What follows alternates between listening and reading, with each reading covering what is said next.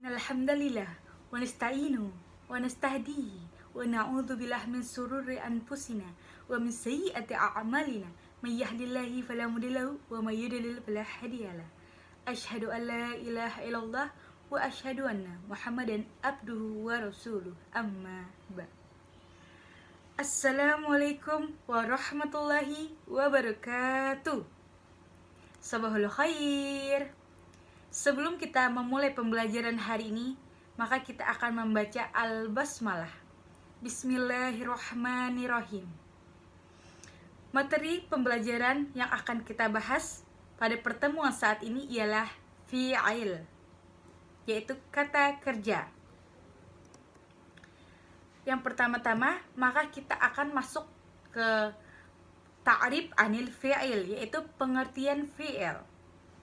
Fi'il adalah kata yang menunjukkan arti pekerjaan atau peristiwa yang terjadi pada suatu masa atau waktu tertentu, lampau, sekarang, maupun akan datang. Jadi fi'il ini menunjukkan suatu kata kerja di mana bisa berupa lampau, sekarang, maupun masa yang akan datang.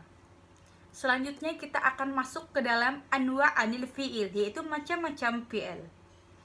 Kalimat fi'il itu ada 3 macam, yaitu adalah fi'il madi, mudhari, dan amar. Maka kita akan masuk ke penjelasan fi'il madi. Fi'il madi adalah kata kerja yang menunjukkan suatu arti pekerjaan atau peristiwa pada waktu lampau. Jadi fi'il madi ini khusus pada waktu lampau. Tanda-tanda fi'il madi pun huruf akhirnya berharokat fathah zahirah, yaitu jelas, dan maupun muqaddarah, yaitu dikira-kirakan. Harokat yang zahir contohnya apa? Ada doroba, fataha, akala, nasoro, dan kataba. Selanjutnya harokat muqaddarah. Contohnya adalah Roma, da'a, naha, dan ata.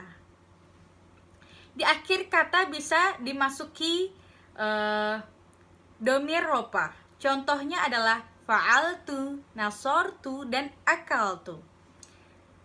Ada juga tanda-tanda fi'il yang terakhir ialah di akhir kata bisa dimasuki tak ta'nis, sakinah, atau tak sukun yang bermakna perempuan. Contohnya adalah ja'ats, kolats, dan katabats. Selanjutnya kita akan masuk ke dalam penjelasan fi'il mudhari, yaitu fi'il mudhari adalah yang menunjukkan pekerjaan atau suatu peristiwa yang sedang terjadi atau akan terjadi. Jadi ini khususnya adalah sedang terjadi atau akan terjadi. Tanda-tanda dari fi'il mudhari ialah selalu diawali salah satu huruf zaidah, yaitu tambahan yang berjumlah ada 4. Apa saja huruf zaidah? Ada hamzah, nun, ya, dan ta. Tanda-tanda fi'il mudhari yang kedua ialah dapat diawali oleh amil nasab, kata yang menyebabkan fi'il huruf akhirnya berharokat fathah. Amil nasab itu seperti an, lan, dan lain-lain. Yang selanjutnya ialah dapat diawali oleh jazm, kata yang menyebabkan fi'il huruf akhirnya berharokat sukun. Amil jazm itu seperti alam, lamma, lah, dan lain-lain. Selanjutnya kita akan masuk ke penjelasan fa'il amar. Fi'il amar ini adalah kata kerja yang menunjukkan perintah, yaitu untuk melaksanakan pekerjaan.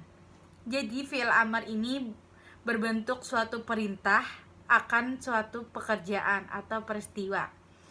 Tanda-tanda fi'il amar ialah biasanya diakhiri dengan harokat sukun. Contohnya adalah idhab, unsur, dan lain-lain. Bisa dimasuki juga wawu yamak, wawu yang menunjukkan arti banyak.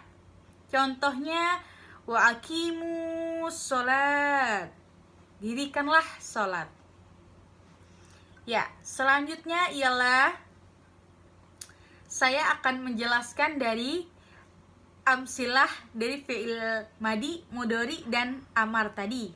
Kalau dari fi'il madi dan mudhari dan amar ini, contohnya ialah nasara, yansuru, unsur. Nasaranya itu adalah fi'il madi, yansurunya fi'il mudhari, dan unsurnya fi'il amar. Nasoronya yang berarti adalah telah menolong, yang suruh yang bisa diartikan sedang menolong atau akan menolong, unsur yaitu adalah tolonglah yang berupa perintah. Selanjutnya contohnya ialah doroba, yadribu, idurib. Jadi doroba ini artinya telah memukul, yadribu artinya sedang memukul atau akan memukul, idrib artinya pukullah, yaitu sebuah perintah untuk memukul. Selanjutnya contoh terakhir ialah fataha yang berarti telah membuka, yaftahu yang berarti sedang membuka atau akan membuka, dan iftah yang berarti suatu perintah bukalah. Ya, syukran ala ihtimamikum. Ya, sekian penjelasan saya hari ini, di mana saya telah menjelaskan tentang fi'il, macam-macamnya, dan tanda-tanda fi'ilnya dan beserta contohnya. Di mana kita mempelajari tentang fi'il itu ada 3, fi'il madi, mudhari, dan amar, beserta contohnya dan tanda-tandanya. Sebelum menutup pembelajaran hari ini, saya akan menyampaikan hadis, yaitu adalah qala Nabi sallallahu alaihi wasallam khairukum man ta'allamal Qur'ana wa 'allamahu, yaitu adalah sebaik-baik di antara kalian ialah orang yang mempelajari Al-Qur'an dan mengamalkannya. Maka bacalah terus Al-Qur'an, jangan pernah meninggalkan Al-Qur'an, karena Al-Qur'an lah yang akan menolong kita di akhirat kelak. Al-Qur'an adalah buku pedoman agama Islam, di mana semua aturan, semua larangan terdapat di Al-Quran. Maka kita sebagai umat muslim harus mempelajarinya dan mengamalkannya. Kalau kita hanya mempelajari tanpa mengamalkan, maka itu juga sia-sia. Ya, kita tutup pembelajaran hari ini. Syukran ala ihtimamikum. Assalamualaikum warahmatullahi wabarakatuh.